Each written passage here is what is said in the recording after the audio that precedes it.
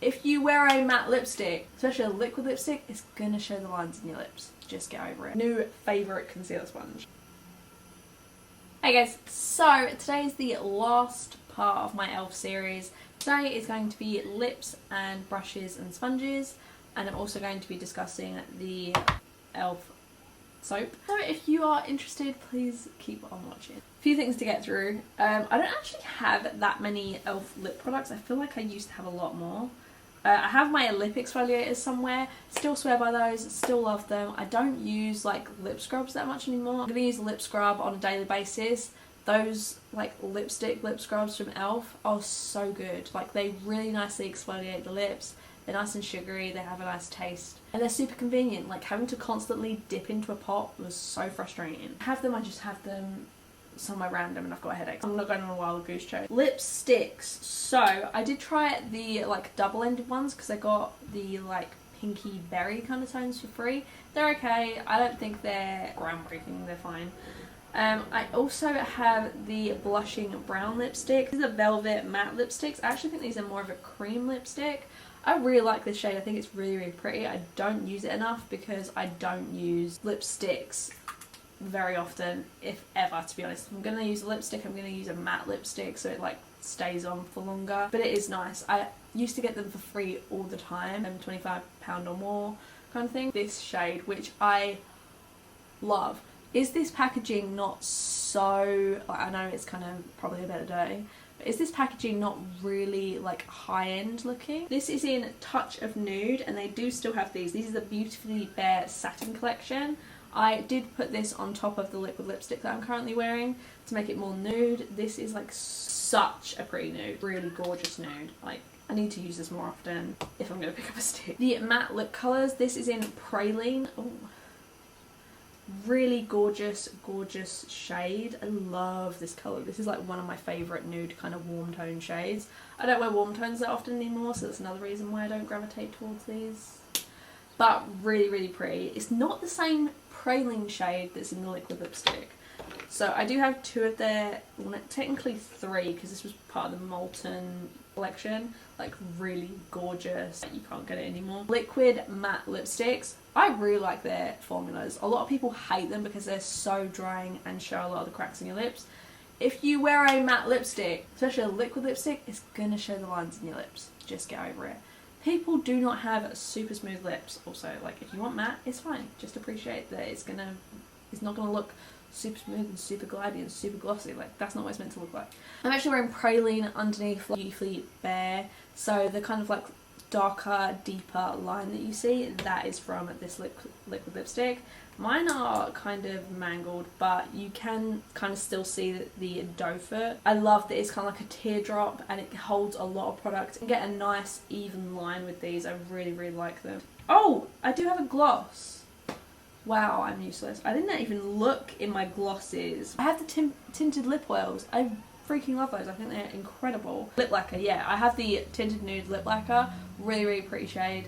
I got it for like £1 or something. I think it was on sale at the time. Those are both really, really nice. So they're sponges. Okay, so I have the Total Face Sponge. I have the original, which was like really smooth. The thing that was great about this sponge was that it used to hold product on the top of it, a bit like a microfiber without being that kind of material. So it never used to suck up product, so you used to get like really full coverage out of this and the most out of your products. Now it's kind of more like, can you see the texture difference? This one's smooth, this one's like textured, and it's got hair on it because apparently Casper gets his hair on everything. Every surface is just covered. I don't love this as much. It is softer, like this one's harder than this one, but I still think this one was better. Oh, I've got glitter all over my sponge. This one's washed, so it is slightly bigger, but these are the same sponge. This has changed formula. This is the blending sponge, which is like this hourglass kind of thing. Again, this is harder, this is softer. It's again slightly different material.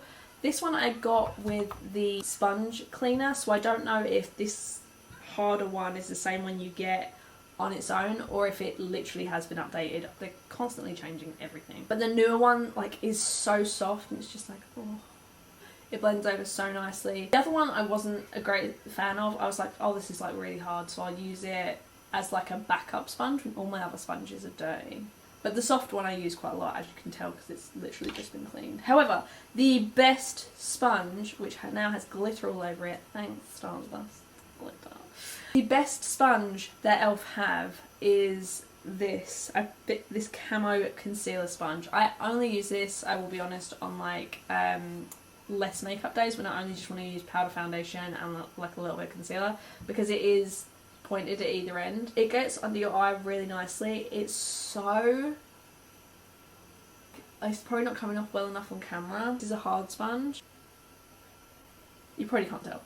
But this is so nice and soft. New favourite concealer sponge. Speaking of new things, the Solid Sponge Cleanser. Why was that so hard for me to talk? I freaking love this. It is so hard for me to get on board with sponge cleaners. I use the Beauty Blender Solid or some like random soap I got from a hotel. When you want foundation out stuff, you have to use hard cleansers, and this is a super dupe for the Beauty Blender Solid.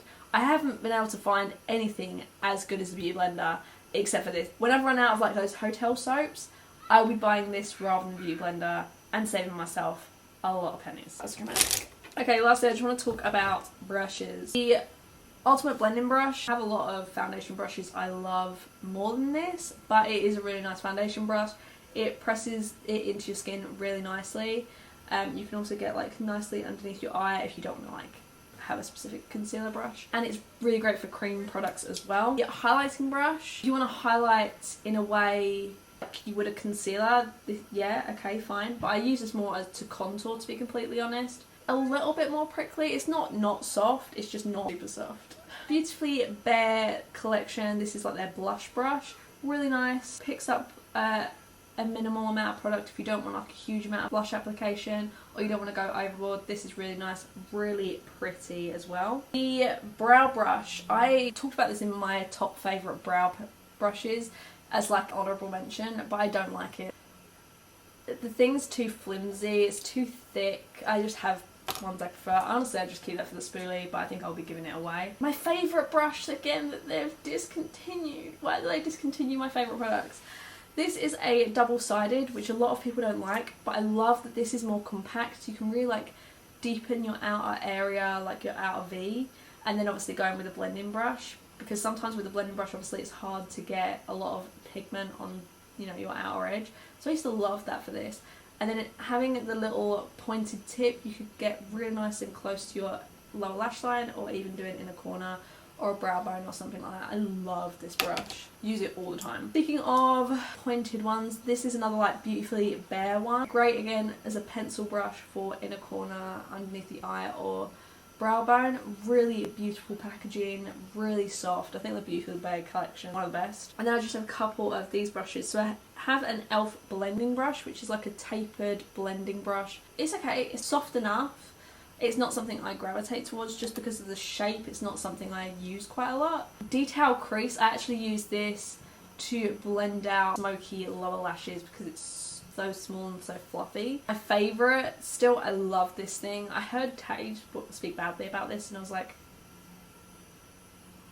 okay. This is the Fluffy Eye Blender brush, and this is great for buffing out like really smoky eyeshadow. Look, if you want to do detailed work, a fluffy brush is not the way to go, but this is a really nice fluffy brush for in your crease and all that kind of stuff. So that is everything for my e.l.f. review. If you did enjoy it, please give this video a like and subscribe if you like it. I think next I'm going to do Colourpop. I think that's going to take me such a long time, but I think it'll be worth it. But I hope you guys enjoyed. Please subscribe if you feel like it, and I hope to see you all very soon in the next video.